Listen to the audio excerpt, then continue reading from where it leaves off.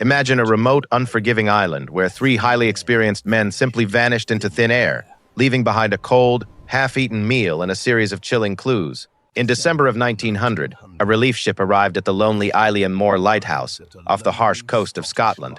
The captain fully expected to be greeted by the three keepers stationed there. Instead, there was nothing but a dead, eerie silence waiting for them. The massive iron door of the lighthouse was unlocked. As the crew stepped inside, they found a kitchen that looked perfectly normal, except for one unsettling detail. A heavy chair was violently overturned, and a meal was sitting untouched on the table, as if the men had stood up in a sudden panic.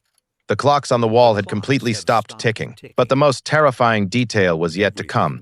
The men's heavy winter coats, which were absolutely necessary to survive the freezing weather outside, were still hanging neatly on their hooks inside the lighthouse. You simply do not step outside into a brutal Scottish winter without your protective gear.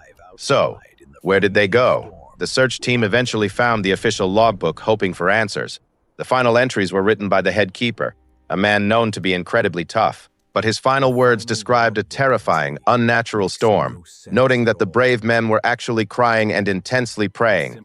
The absolute last entry simply read, "Storm ended, sea is calm. God is over all." Here is the most chilling part of this mystery. Nearby meteorologists and passing ships officially confirmed that on those exact days there were absolutely no storms. The weather was perfectly calm. What were those men actually seeing? What were they so terrified of? And what force pulled them into the freezing unknown without their coats? To this day, the three keepers have never been found. What do you think happened? Subscribe to Midnight Evidence for more dark, unsolved mysteries.